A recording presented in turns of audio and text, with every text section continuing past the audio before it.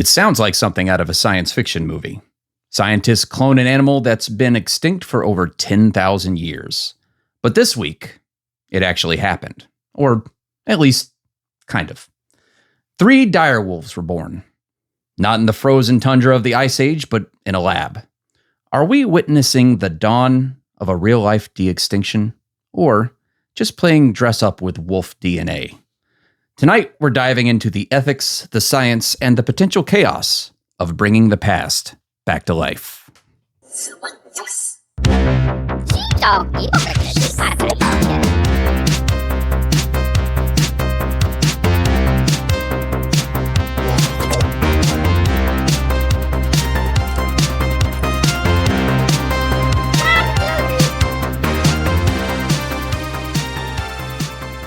And welcome to Zumundous Podcast, episode 28. I'm Doolin. And I'm Greg. And I addressed this during the recent recording of Zumundo that we just did, the sister show of Zumundous, if you will. But, where is Keith? I'll go ahead and address it real quick. Keith took a step back. He's got a lot of life stuff going on, and he had to kind of step away from the podcasting. Keith and I are still very cool. He has an open door to come back whenever he wants. So Keith, if you're watching this, man, anytime you're ready to come back, take care of your stuff. And we miss you over here at Zumundous, man. Come on back to us whenever. All right, so let's talk, man, because this one I felt was worthy of doing an episode of Zumundous on, even though it's not necessarily a mystery of the unexplained, sure, as we like to do, but definitely in the realm of real life meets science fiction. First of all, if you're watching on YouTube, you can see I am donning the cloak of the Brothers Night Watch here. Where's my sword? I got my sword. It's across the room. Damn it! I got it. I have swords everywhere. Which sword? Do. I mean, yeah, I've got the Power Sword and the Thundercat's sword of Omens. But anyways, that's neither here nor there. I felt like I was like, I've got this wolf cloak, and I'm gonna wear it because winter is coming, and winter is coming, man. Because we brought back something from the Ice Age. This is pretty wild, man. It's all anybody's talking about this week. So I figured it was a good time to talk about it. But so the company, I don't know if you know, Greg, the company is called Colossal Biosciences. This is the company that has allegedly cloned a wolf. So I have this question for you. Yeah. What could possibly go wrong? Na, na, na, na, na, na, na, na. Well, I don't know. Anything and everything.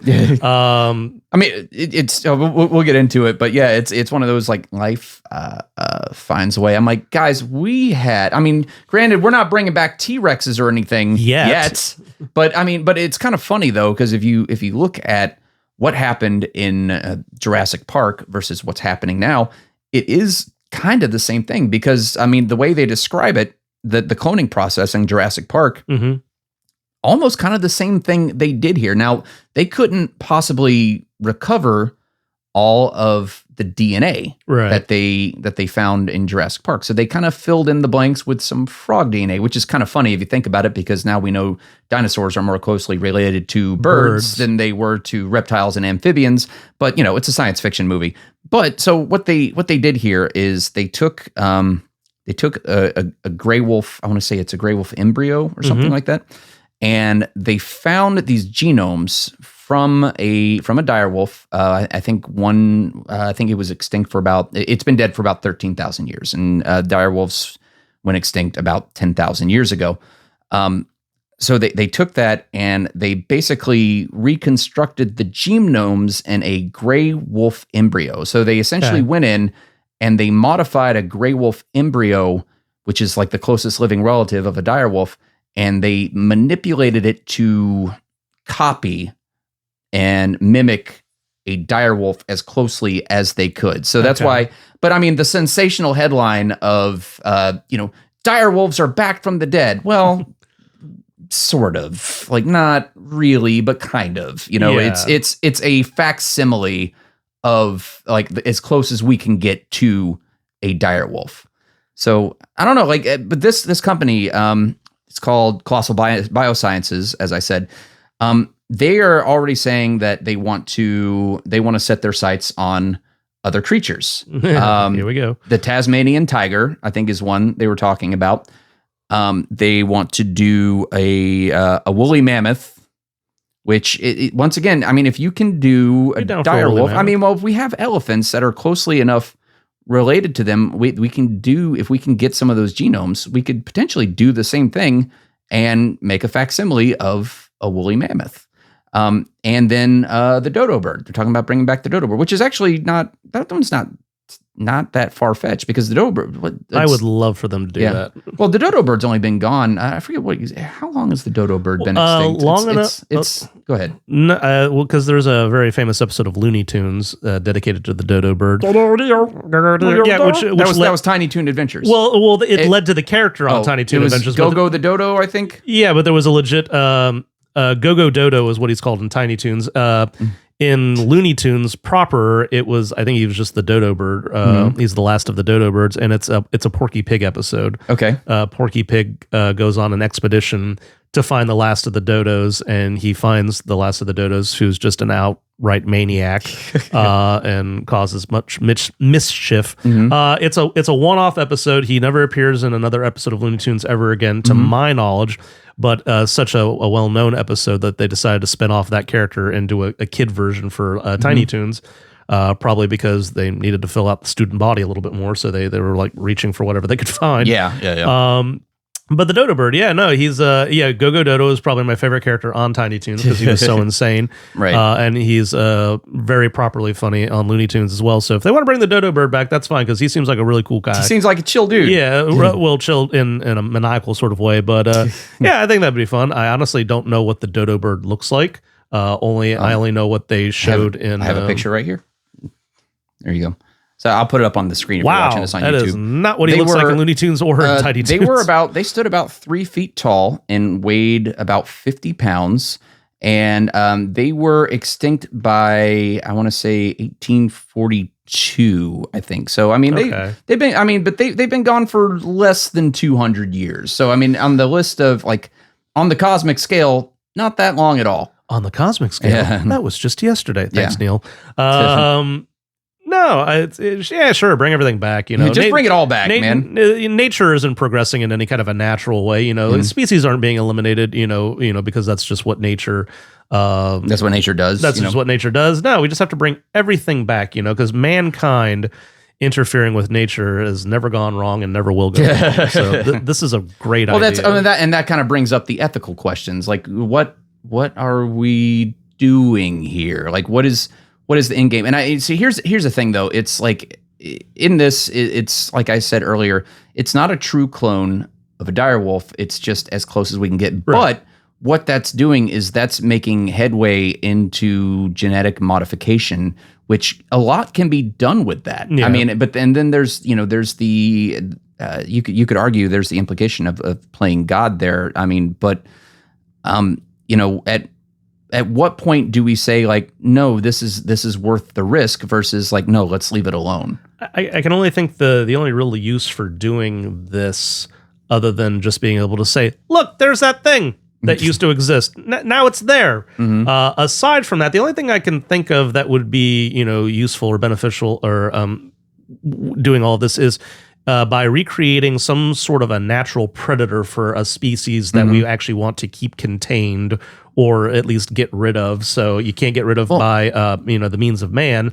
Introduce a predator that will do it for you, and that's the only thing I can. See, that's what I'm getting, because Colossal Biosciences is basically, they're pitching this as, if we bring back these extinct species, or at least a copy of them or whatever, it's going to promote biodiversity restoration and ecosystem balance, which makes me like kind of scratch my head. I'm like, how are we doing that? Because we're not. I mean, it's definitely. I mean, we're tampering with it, but then again, like, we tamper with things already. You know what I mean? We're already kind of tinkering with the natural order of things. Like, listen, we live in a beach town, man. Yeah. And they're like, they do everything and anything and everything to keep that beach from being eroded away. Yep. It's only a matter of time, like, maybe not in our lifetimes, but that beach is going to go away at some point. You know what I mean? Eventually, Like, yeah. all those nice little beachside shops, they're going to be in the ocean one day.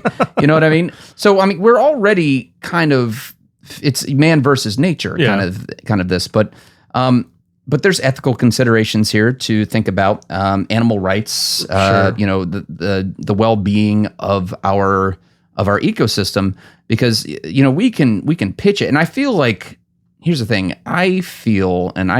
this is just a hunch, I got nothing to go on here, but Colossal Biosciences, they've got to get that money so they can fund this or whatever. So if you pitch it as something like, oh, it's going to be great for the environment, like, they may or may not have plans to actually do that. Like, I'm sorry, wait a minute. Let's see if I get you guys straight, you want to recreate a population of direwolves and release them into the wild. Is that what you're telling me right now?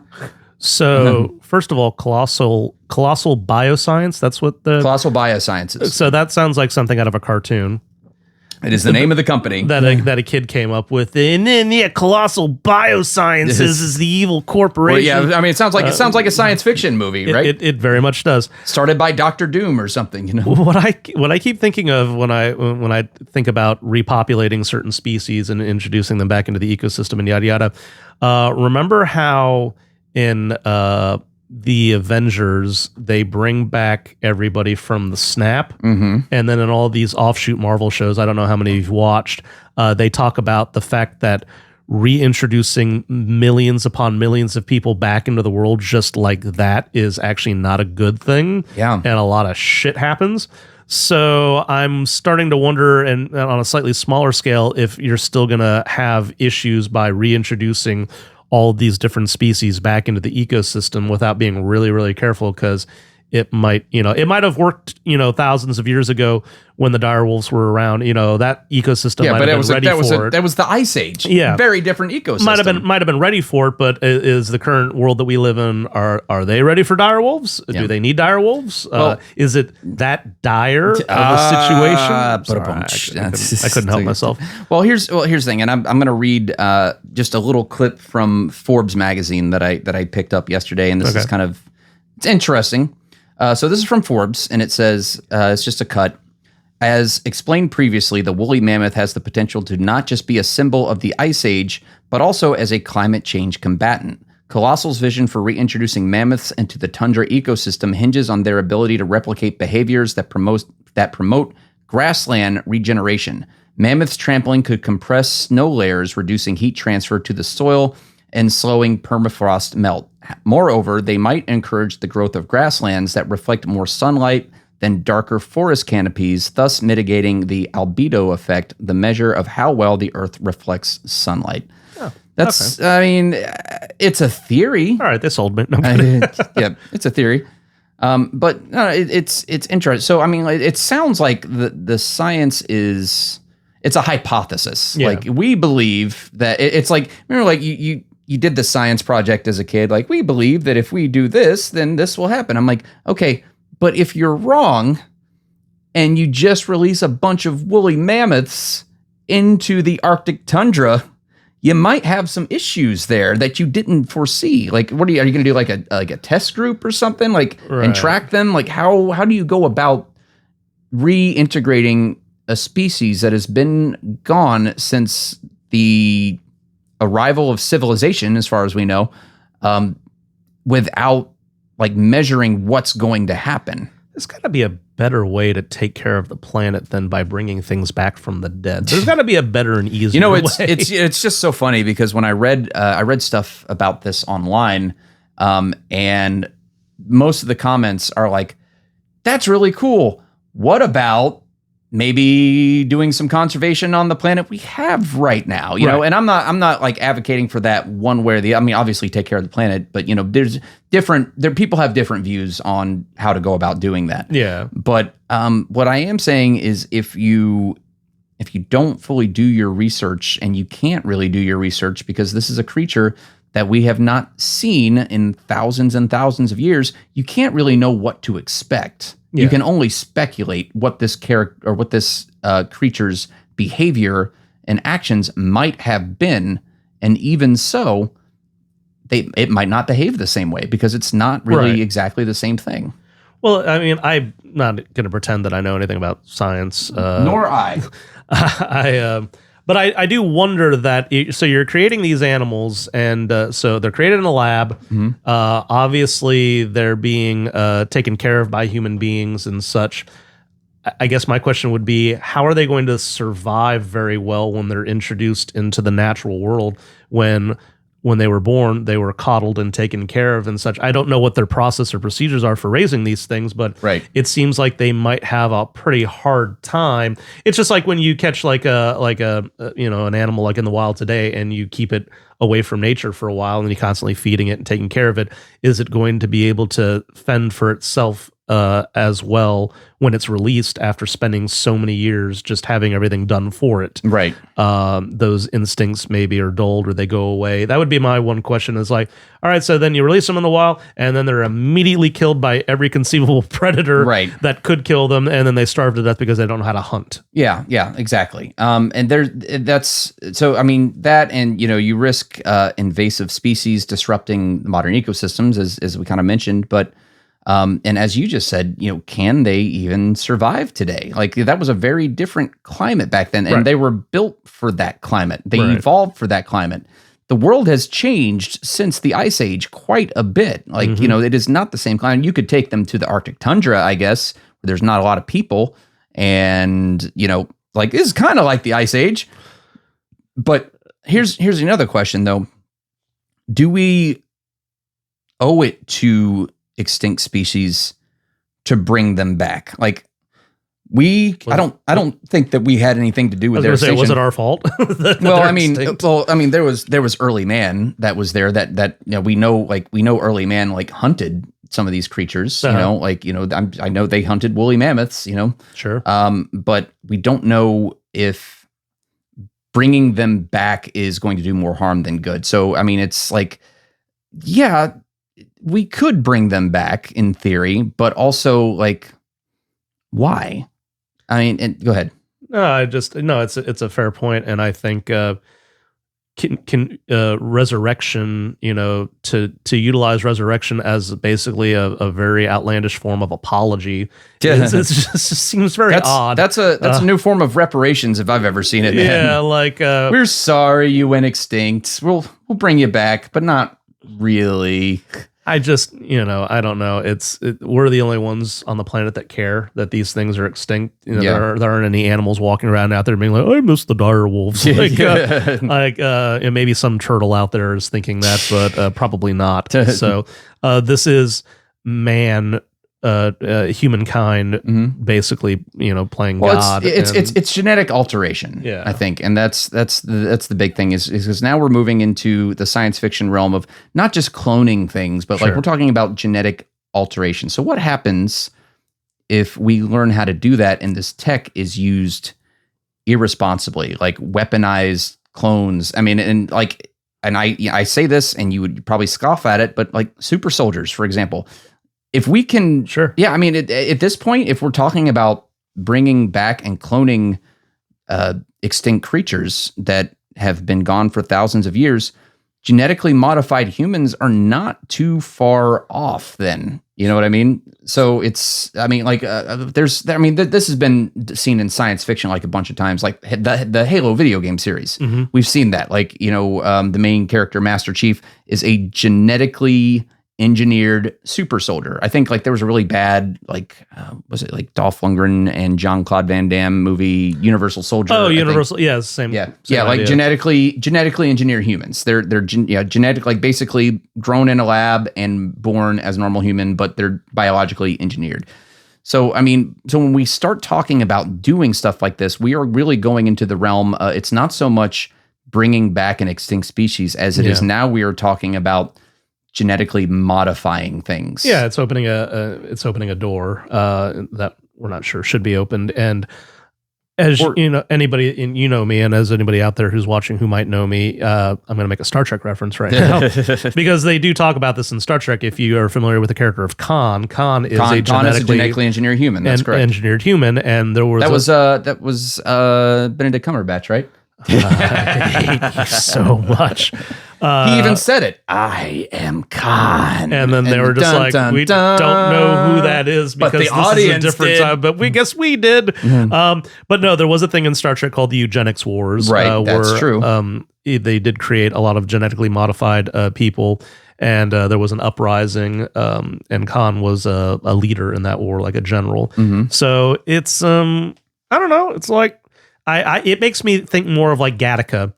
If you've ever seen that movie. Yeah. I mean, I haven't seen it, but I know the premise of it. It's fantastic. And it's like, and if correct me if I'm wrong, but it's about like, if you're genetically engineered, you're on a different class of human, right? So it's almost like a class war. It becomes class, well, not warfare, but yeah, there is a divide between the classes because if you're genetically modified, then you are in the upper echelon. You're going to have a great job, you're going to have a great life. Everyone looks at you differently if you're not. And so it's about this family that when they have their first child, the mother decides, I'm going to go all natural and just no modifications whatsoever.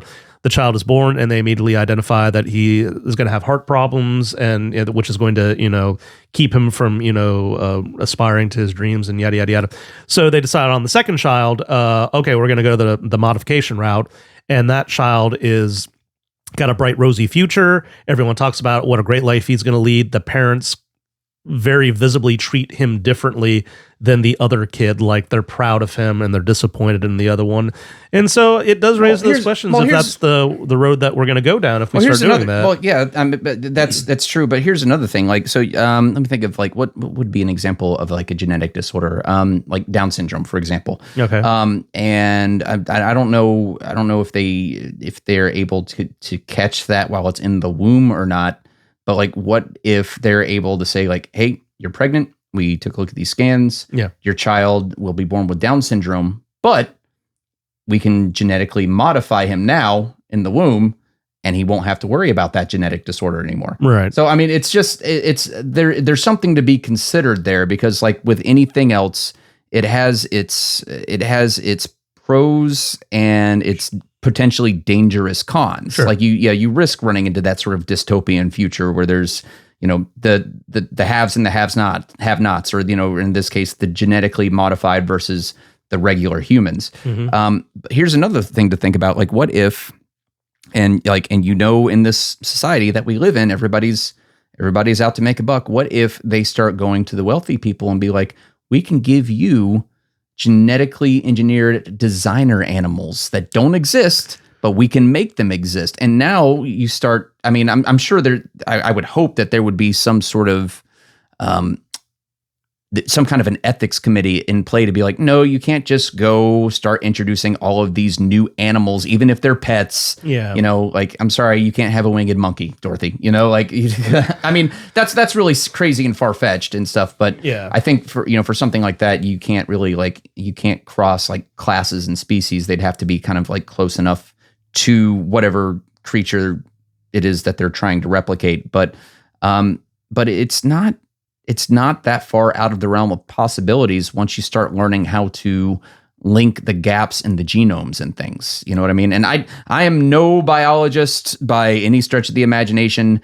I don't really know the science behind it. I attended high school and some college, man. Like I don't know any of this stuff, but it seems where it was once a crazy science fiction idea.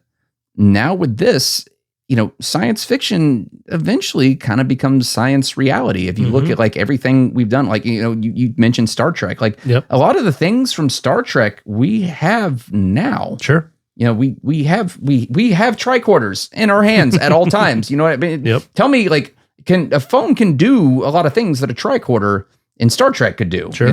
Maybe not everything, but we don't have teleportation technology or anything. No, but it's a communication device. You can monitor your vital signs depending on an app that you download. Exactly. So so it kind of stands to reason that like this is a step towards science fiction becoming science reality.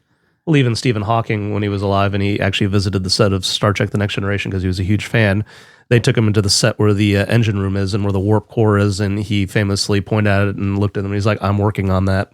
As in, like, I'm trying to figure that out. I'm working on that. More accurately, that's probably how it sounded. But So yeah, I mean, your wife has a nice ass. What are you going to do about it? Ha ha. Sorry. No, but you're right. I mean, allegedly, I don't think Stephen Hawking said that, or maybe he did. I don't want to put words in the man's mouth. But no, but it is, when you look back at things and you look at things that, back in the day when we were young, we used to dream about, oh, wouldn't this be cool if it's, and now it is a reality, and it happened in such a slow, natural progression. Like, it never hit us that, like, wow. Back in the day, we used to dream about it every day. Did the dreams happen, or did they fade away? Sorry. God, man. I'm sorry. I never miss a point. Sorry. Little bit of 90s kid in me. Little Boys to Men coming out. Sorry. What were you saying before I interrupted you with Boys to Men? I can't even remember now. You've knocked it out of my son of a You've bitch. knocked it out of my mind. But no, there's always going to be questions of ethics when you talk about, the creation of life in a manner that is not just, natural, between, two human beings. It's, when you get into the laboratory and you start talking about bringing this back or bringing that back or changing this or changing that. Yeah, there's always going to be pros or cons. You can argue about this, forever and ever and ever. And you're just going to have people with different belief systems. Yeah. I'm not quite sure exactly where I fall.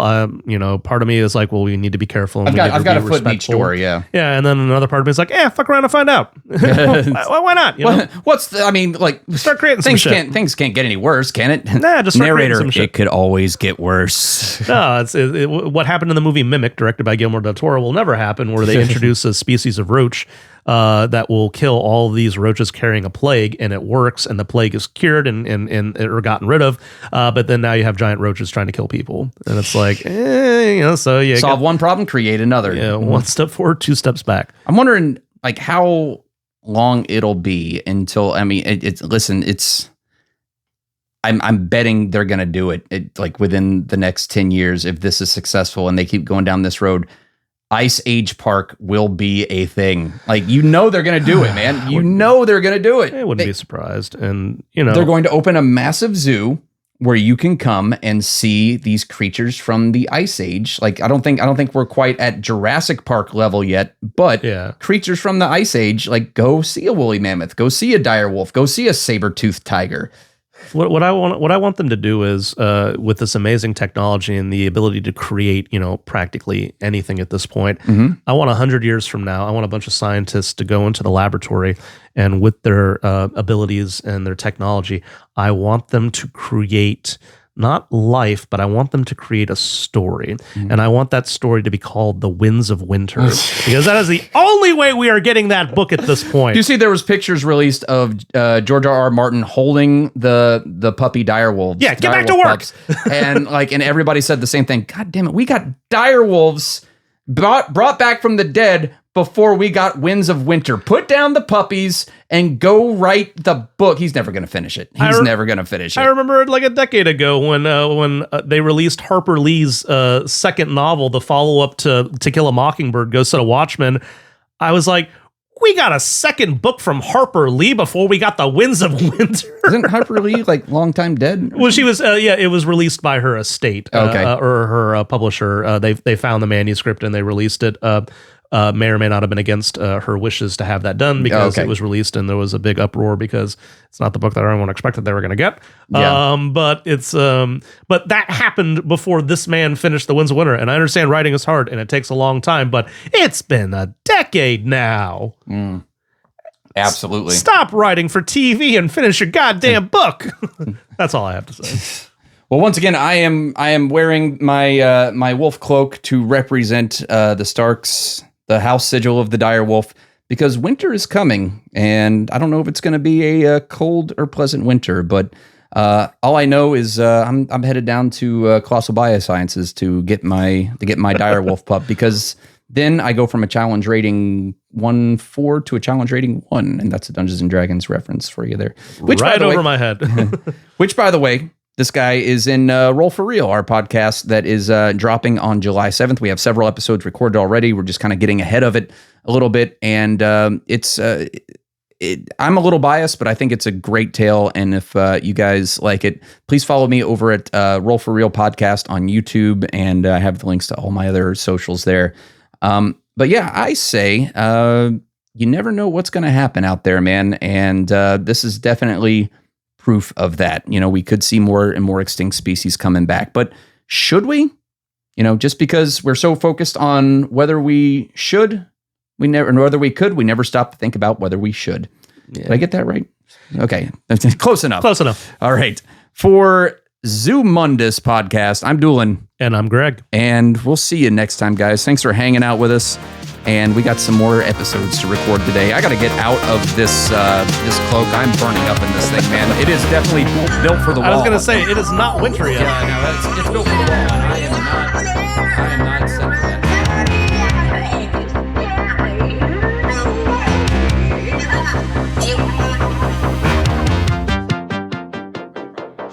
What's that?